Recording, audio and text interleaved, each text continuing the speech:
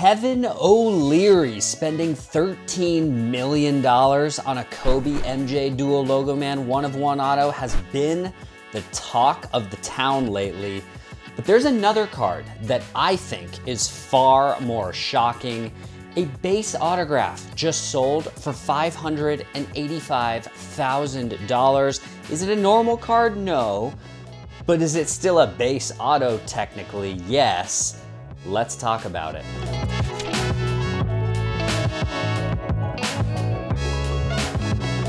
What's going on, guys, and welcome back into the channel. We all know the Kobe Bryant Michael Jordan dual logo man 1/1 sold for $12.9 million to Kevin O'Leary and his band of merry investors.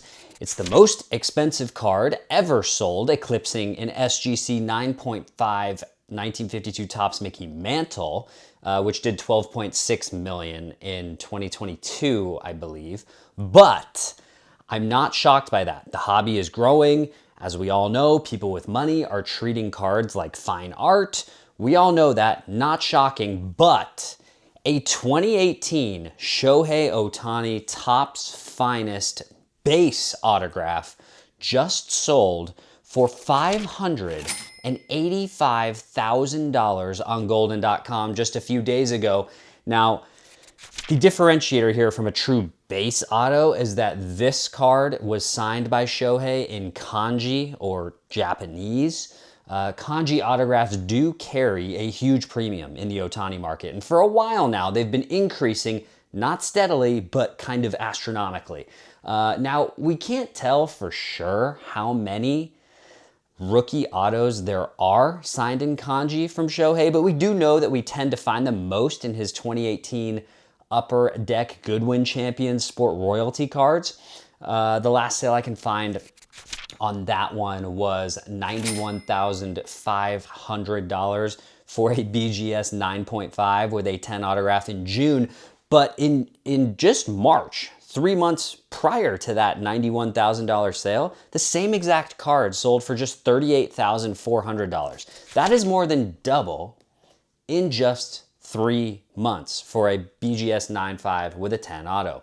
Now, I will say, going into this baseball season, I said that Ohtani cards would double as long as he stays healthy. I got a lot of flack for it. A lot of people called me crazy or unoriginal, continuing to buy Ohtani. But we are just about now approaching that double number. The majority of his rookie autographs have indeed doubled, if not more than doubled in the past few months. But this sale was particularly kind of shocking to me. So the last PSA 10 sale of a base Topps Finest autograph in a PSA 10 was just about $12,000. It was $11,895, and that sold on June 28th of this year. June 28th, just a few months ago. I know the golden sale is signed in kanji, but that means that a kanji autograph carried a $570,000 premium over the non-kanji auto. Keep in mind, this is a base card. That is 65 times the price of the base autograph in a PSA 10. Does Shohei sign 65 times less kanji autos than regular autos, though? I think the answer is yes. It's actually way less than that. So to me, like at first, I thought this sale was ridiculous that someone would pay $585,000 for a kanji base autograph from Topps Finest. But given the numbers, 65 times multiplier, does he sign 65 times more English autographs or his normal autograph than he does kanji? Yeah, I think he signs way more than that. So whatever your thoughts are on it, I actually kind of think weirdly it makes sense. But this sets a new bar on the Ohtani market, and now I now think there are probably multiple. Well, we already knew there were multiple, but I think there are a lot more $1 million Shohei Ohtani cards in existence now because of this sale. We know of at least one Bowman Chrome autograph numbered to 150. It's serial number 22 that Shohei signed in kanji as well. I don't have a price on that, but the Bowman Chrome being probably his most sought after card and being serial numbered, although that one is graded a Beckett 9.5 with a 10 auto, not a PSA 10. I wonder if that has now become a $1 million card. Probably. Certainly the Superfractor autograph is a multi-million dollar card. I actually think it would do, if that card ever went for auction today, I actually think it would do over, I think it would come darn close to maybe around that Kobe Michael Jordan logo, man. I think it would do closer to 10 million than like 3 or 4 million.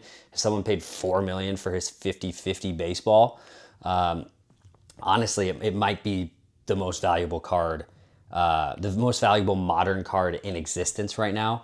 But the Ohtani market is, I mean, it's just fascinating. Here you have a guy who's the first player since Babe Ruth, obviously, to effectively play both sides of hitting and pitching. He returns to pitching this year, where he's still been very good, but not elite. His I will say his K to walk rate is the highest it's ever been, which is positive. But he's allowed a few more homers than normal, which is kind of expected, to be honest, for a guy coming off of more than a year off of pitching. Yet his cards continue to rise and rise, despite the fact that he hasn't been elite pitching, and the Dodgers are kind of struggling and kind of looking like maybe they'll be a wild card team if they can't keep pace with the Padres in the last few weeks of the season here. But I said it for months. Heck, I've said it for years when I started buying Ohtani back in 2021. This is the most undervalued player I had ever seen at that point. Even when we hit previous highs last year and the year before that, and everyone was saying, oh, it's so crazy, you should be selling, all this, you know, I call it fugazi, right? From the, Wolf of Wall Street, but I think the value now, more or less, is kind of right where it needs to be. To me, I think we've actually reached the point now with Shohei Ohtani where the risk potentially outweighs the reward on buying his really big cards in the short term. And let me tell you why. There will come a day, unfortunately, when Shohei will no longer be able to pitch and it won't be up to him. And when that happens and he goes to being a DH full-time again, we're probably going to see a dip in his card market. That elbow, that twice surgically repaired elbow, you do not have good odds. Pitchers do not throw far into the future after that. It's pretty rare. It has happened, though. So generally speaking, there's risk there. Do I think there's room for his cards to go up? Yes, I do. But is it worth pouring 60 or 70K into a Bowman Chrome blue autograph right now? I don't know if I agree with that. There's also the obvious point that Shohei is a very private person who likes to be out of the spotlight. When he retires, he'll probably more than likely return to Japan and be out of sight, out of mind, not as relevant in American culture.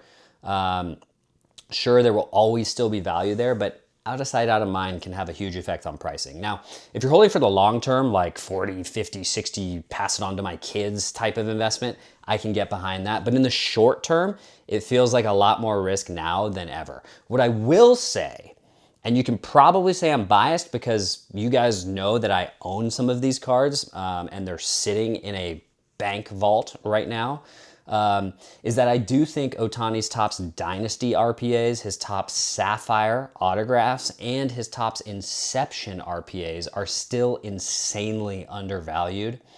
It is so much harder, and I mean so much harder, to find a Dynasty RPA. There were none numbered to more than 10, so the sheer amount of them in existence is minuscule compared to his Bowman Chrome or Topps Chrome autographs. And we're talking like hundreds and thousands of Bowman Chrome and Topps Chrome autographs. Even the serial numbered ones, we're talking hundreds and hundreds and hundreds and hundreds of them. Topps Dynasty RPAs, like, I don't know, maybe 30 of them, 40, 50? That's just rough guess. There aren't a lot of comps on that card right now because most people are holding them. But there are only two products where Ohtani had licensed RPAs. One was Dynasty, the other was Inception. And with Panini losing their licenses and Dynasty being Topps' big dog product, I think the price of Dynasty cards has, I mean, it's already started to explode by 2 to 3x over the past year and a half. So the change is coming. Topps Dynasty will be king. And if we've reached price tags for Bowman Chrome Gold autographs numbered to 50 in the hundreds of thousands already for Shohei, in my opinion, the Dynasty RPAs should be at least in that same range. And honestly, I think they should be even more. That's just my opinion. Like, even if they had him sign with a super thick ass Sharpie that doesn't look as good, realistically speaking. And I do think the Dynasty major uptick is coming for the Ohtani stuff. It's coming really for everyone. Inception RPAs are still selling for under 15K as well. And while those have way more cards printed, they're usually numbered to like 80, I'd say most of them. I still think those are crazy undervalued as well. Game used RPA, licensed, only place you're gonna get it aside from Dynasty. And as for the Sapphire autographs, they're really rare. The orange and red especially, and at the end of the day, it's just harder to find. It's just harder to find them than anything else. So if you still want to target Ohtani, I think those are the ones to target, but you're gonna have to overpay. And I mean like overpay big time, significantly to get a hold of one of them. I get messages every single week from people who have Bowman Chrome and Topps Chrome autographs, even the, you know, the blue autographs numbered to 150 or the greens, or I've even had people reach out to me with the gold ones, numbered to 50, who are wanting to buy or trade for my Dynasty or Sapphire autographs of Ohtani.